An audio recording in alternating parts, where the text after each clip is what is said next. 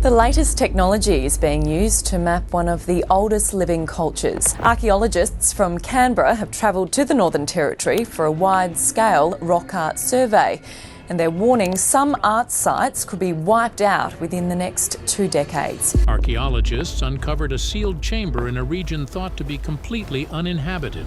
There is a whole hidden underground world of planet Earth that we're only just now beginning to discover. Inside were paintings far older than any known civilization. I think that cave art is just about one of the coolest things in human history. Yet they showed scenes far too organized and detailed for their age. This is the earliest known artwork produced by humans, and it's a truly amazing discovery. The more experts examined it, the clearer it became that human history may not be what we were taught to believe. The site no map should have contained. This is meant for us to discover throughout the ages that it was super important to the ancients to record this information. The discovery began during routine geological work. A survey team was mapping land formations in a remote stretch of Badlands, a region considered empty and historically insignificant. No ruins, artifacts, or settlement traces had ever been recorded there. Researchers expected nothing unusual from the area and treated it as a place that produced simple, predictable data. That changed when one of the satellite scans returned an unusual pattern beneath the surface. The scan showed a hollow space where none should exist. At first, the operators assumed the software had glitched, so they reset the system and scanned again. The same empty region appeared. They tried different angles, different filters, and even older imaging logs. The anomaly was present every single time. It was not random, and it was not noise. When analysts reviewed the scan in detail, the shape of the void did not fit natural cave formations. There is a whole hidden underground world of planet Earth that we're only just now beginning to discover. Natural caves usually have uneven curved outlines, but this one showed straight edges and clear corners. The depth also changed in a consistent pattern that erosion would not produce. Some researchers suggested that the formation looked deliberately shaped, although no one understood why anything would have been constructed in such an isolated area. Local guides were contacted to provide background on the area. According to them, travelers avoided that part of the ridge. They claimed it was strange land. Some said animals refused to graze near it. Others said sound behaved oddly, and that shouting produced almost no echo. These stories were not verified, but they created enough concern to justify sending a small team to investigate the physical terrain. Once the team reached the coordinates, they found a section of the ridge with a shallow depression and rock that looked fractured in a way that did not match natural erosion. Handheld scans showed a hollow space directly behind that area, matching the depth of the void from the satellite data. A straight vertical line in the rock and a strip of stone with a different color suggested the area had once been an opening that later collapsed. When they pushed thin probes into small gaps, faint airflow came through, confirming that open chambers existed behind the blockage. This evidence made it clear they had found a sealed entrance. Chemical tests taken from the rock detected faint organic residue where none should have survived, suggesting that something or someone had interacted with the entrance long before it collapsed. This convinced several members of the team that the cavity needed a formal excavation. Funding was approved and preparations began for a structured descent. The descent no one was prepared for. Once the sealed entrance was cleared, the tunnel surprised the team with a sharp drop that none of them expected. The walls were smooth in a way that suggested repeated contact over a long period of time. Prehistoric people around the world chose to recreate nature through their art. And of course, the big question is why? Some areas had a slight shine, which usually forms when surfaces are touched or rubbed by the same type of movement again and again. As the team examined the passage, they noticed the wear followed a consistent path along the corridor. One of the geologists pointed out that the pattern was too uniform to be random. This raised concern because it implied that something had moved through the tunnel many times before the chamber collapsed. The idea that the passage had been used regularly in the distant past made the team question what purpose it once served and who or what had traveled through it. As they moved deeper, the sound inside the tunnel changed. Their voices became quieter, and their footsteps stayed close to them instead of spreading through the space. It was hard to judge distance because every sound faded almost immediately. Several team members stopped talking because the sudden drop in volume made them uneasy. According to unverified comments in the field notes, some of the crew felt that the silence was unusually strong, as if something in the passage was limiting how sound moved. The passages narrowed without warning, then widened at fixed intervals. Each widening created a small side space. These side spaces held no debris and no mineral buildup. They looked deliberate but had no clear purpose. One archaeologist noted that their spacing was too uniform to be accidental. This made some members of the team wonder if the path had been shaped intentionally, although no one could explain who would have created it or why they would hide it in such a remote place.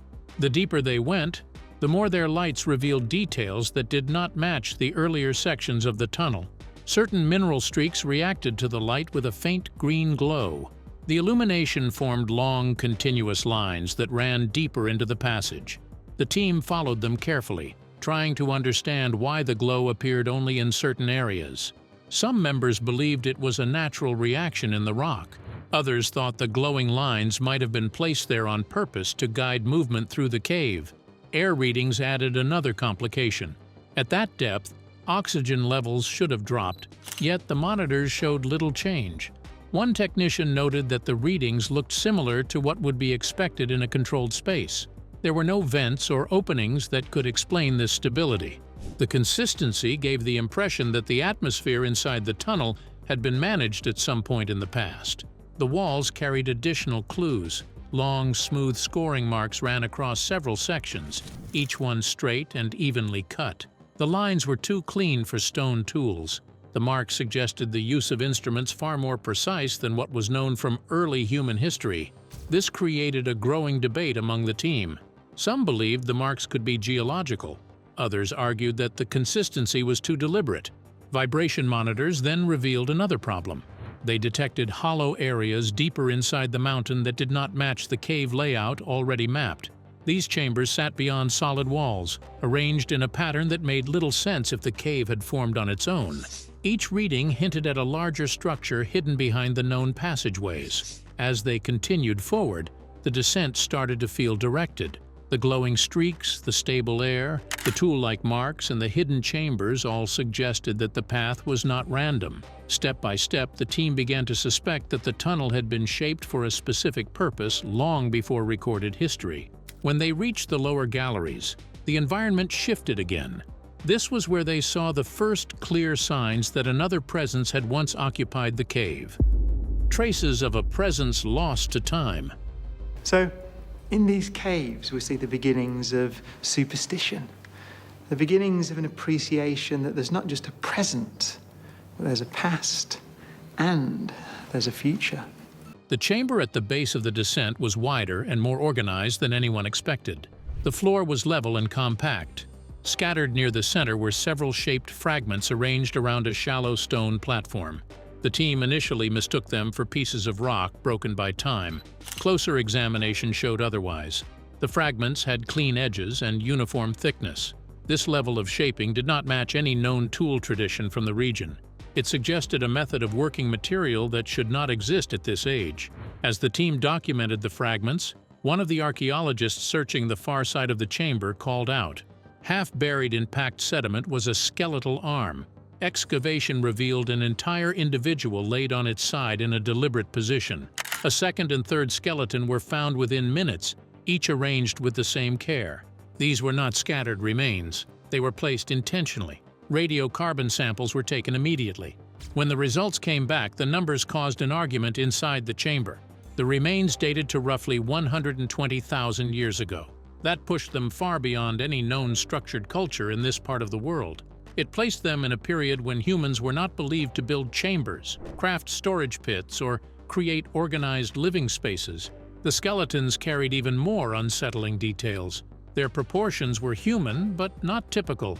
Their limb bones were slightly longer than expected, and the skulls had thicker cranial ridges. These were not deformities. They were consistent across the individuals. According to several anthropologists on the team, the remains did not match any recognized group from the region or the era.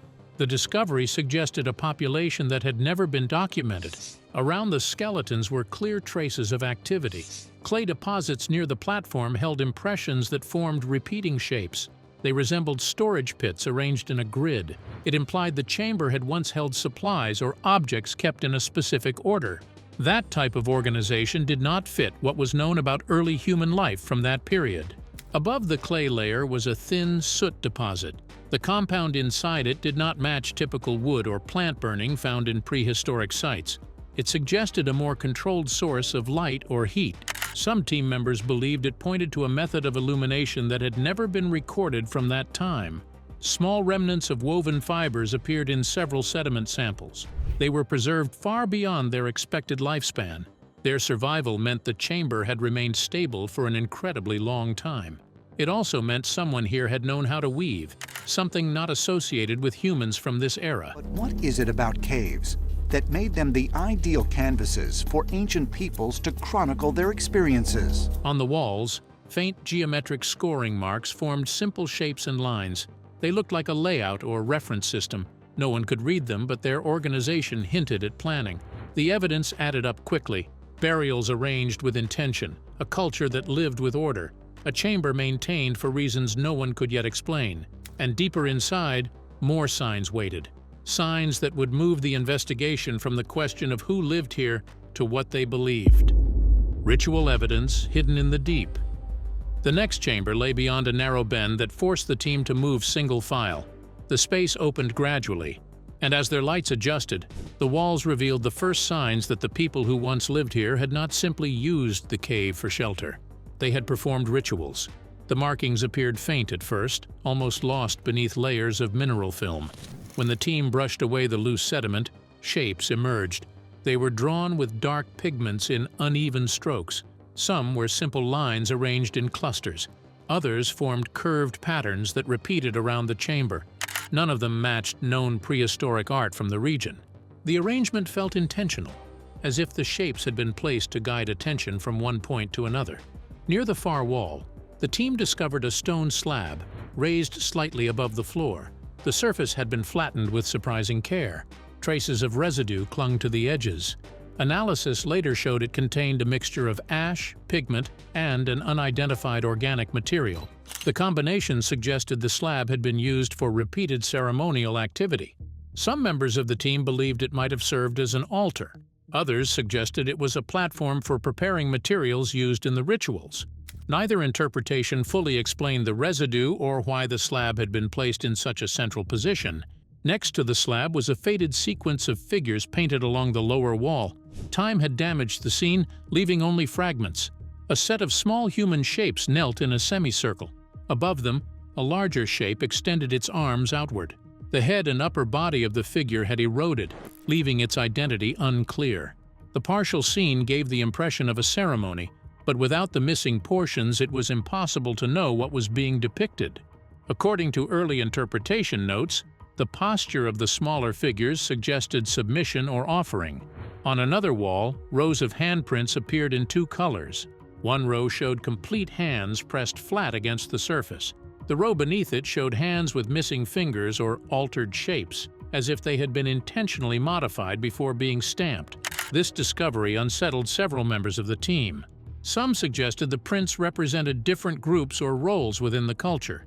Others proposed they were symbolic markers used in rituals. There was no agreement, only speculation. The arrangement of stones on the chamber floor created another puzzle. They formed a near-perfect ring, and scorch marks along the inner edge showed that fires had been lit there repeatedly. It did not look like a cooking site or a simple heat source. It looked like a controlled part of the ceremony. Taken together, the markings, handprints, and ritual structures showed that this culture operated with intention. Nothing in the chamber matched the time period suggested by the skeletal remains found earlier. The team had clear evidence of complex ritual behavior, yet no explanation for how such practices existed at this age. Every detail raised new questions, and the chamber offered no answers. As they documented the last section of the room, several team members noticed a blocked passage at the far end of the chamber. The ceiling stones were arranged differently from the natural debris found elsewhere. The placement looked deliberate. It did not appear to be a collapse. It looked like a barrier someone had created on purpose. When the crew began clearing the obstruction, the temperature shifted and a thin current of dry air escaped from behind the stones. Whatever was sealed inside had been protected for a very long time. The Chamber of Impossible Paintings. When the final barrier broke apart and the slab was dragged aside, a dry wave of air escaped from the darkness. The gap widened slowly, just enough for the team to step through. Their lights cut across the chamber, and every person in the group stopped moving at once. The walls were covered in paintings. They were large, detailed, and so well preserved that the pigments looked recent. No one understood how artwork this old could appear untouched. The first panel they examined was the largest. It showed a group of human figures arranged in a tight circle. Their bodies were painted with clear markings along the arms, ribs, and skull. The markings resembled anatomical diagrams, showing internal structures with a level of accuracy that should have been impossible for the period indicated by the skeletal remains. One of the medical consultants on the team said the drawings included features that even early civilizations were unaware of. There was no explanation for how a group living 120,000 years ago could have possessed that knowledge. There was an obsession of ancient human beings to depict things that they saw. And I think they did it with carvings on caves because that's what they saw. To the right of the circle stood another figure. It was taller than the humans, with longer limbs and a narrow torso. The proportions did not match any known hominin species. Its head had an elongated shape with no clear facial features. The figure was positioned as if overseeing the group. A streak of dark pigment extended from its hand toward the humans, connecting them in a way that looked intentional. Several team members whispered that it resembled an instructional scene. The next panel was more disturbing. It showed a human figure lying flat on the ground while two others stood on either side. The tall, non-human figure was drawn above them, angled downward as if guiding the process. The body on the ground was opened along the chest. The artwork displayed internal organs with unsettling clarity. Some researchers argued that the scene depicted a ritual offering. Others believed it showed a form of surgery or study. No interpretation felt safe to say aloud. Farther along the wall, the team found a sequence of images showing a group of humans gathered around what looked like a burning pit. The flames were painted in layered pigments, giving the impression of motion. The humans in the scene had their arms raised. Above them, the tall figure appeared again, this time surrounded by smaller shapes that resembled fragmented bodies or falling remains. The meaning of the scene was unclear, but it suggested an event involving destruction or sacrifice. Another mural showed a landscape collapsing. Dark shapes rose from the ground, and the humans fled toward a narrow opening. In the corner, the tall figure stood alone, facing the destruction. The image implied that the figure had knowledge of the event before it happened. No geological timeline supported any catastrophe of that scale at the age indicated by the chamber. Every wall held scenes that challenged the idea of human development. The precision, the biological detail, and the presence of a figure that did not belong to any known species made the chamber impossible to place in history. As soon as the images were secured and brought out of the cave, the team understood they had reached the limit of what they could explain on their own. The paintings contained details that none of them were qualified to interpret, and the contradictions with known history were too significant to ignore. The findings were sent to specialists for review, and the responsibility for understanding the chamber shifted from the field team to the experts who now had to confront what the images actually showed. Expert interpretations and alarming theories. The images recorded in the chamber were sent to specialists within hours. The reactions were immediate and divided.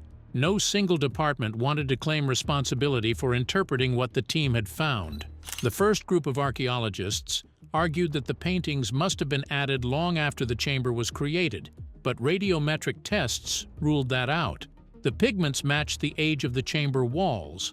That result pushed the discussion into territory most experts were not comfortable entering. Anthropologists examined the scenes closely.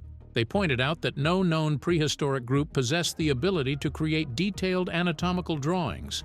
Some tried to dismiss the images as symbolic rather than literal, but the accuracy of the internal structures made that explanation weak.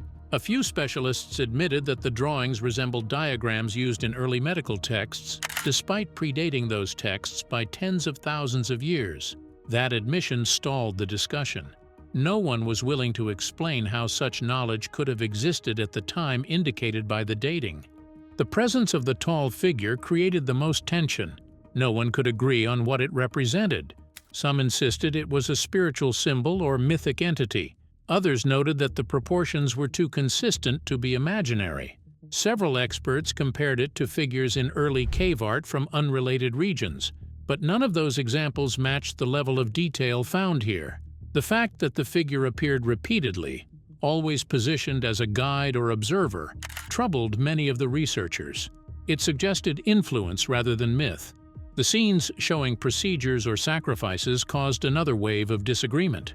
Medical consultants noted that the opened chest and internal organs were positioned correctly. This could not be dismissed as artistic guesswork. Some experts proposed that the group had discovered these details through trial and error. Others pushed back, stating that there was no archaeological evidence of such advanced practices anywhere in that era. The argument quickly shifted from interpretation to concern. When the destruction mural was reviewed, geologists joined the discussion. They compared the scene to known impact events and environmental collapses. Nothing matched. The image showed a scale of devastation that did not fit the record for that period. This forced some researchers to suggest the scene might represent an event predicted rather than witnessed, a theory that created even more discomfort in the room. By the end of the first week of analysis, the interpretations had split into two camps. One group insisted the paintings were symbolic, created by a culture with unusually advanced imagination. The other group stated plainly that the findings challenged established human history. Both sides agreed on one point: the paintings should not exist. As more experts arrived, the discussions grew sharper. The chamber had forced the scientific community into a position they did not want to occupy. They were no longer asking what the paintings meant. They were asking how they were possible at all. The question that remains: the findings from the chamber were never meant to reach the public in their raw form.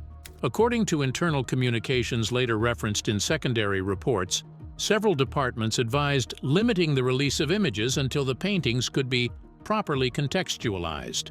The stated reason was the risk of misinformation. The unstated reason was that no one had an explanation that would survive public scrutiny. As discussions intensified, access to the site was gradually restricted. Only a small circle of researchers remained involved, and even they received partial documentation rather than the full archive. Experts who had participated in the early analysis began reporting inconsistencies in the way their statements were summarized. Some claimed their interpretations were rewritten to appear more cautious. Others said their concerns were removed entirely. None of them could confirm whether this was intentional or simply the result of administrative filtering. What was clear was that the official reports presented the chamber as an unusual but manageable discovery, without mentioning the scenes that had raised the strongest alarms. Unofficially, several researchers kept private notes. These notes, which surfaced quietly through academic circles, described a growing fear that the paintings were not meant for the people who created them. They were meant for someone in the future. The repeated presence of the tall figure, the detailed anatomical knowledge in the scenes of destruction suggested that the artists believed they were documenting something significant. Whether it was a warning, a record, or a message remained uncertain. If you enjoyed watching this video, kindly like and subscribe to this channel.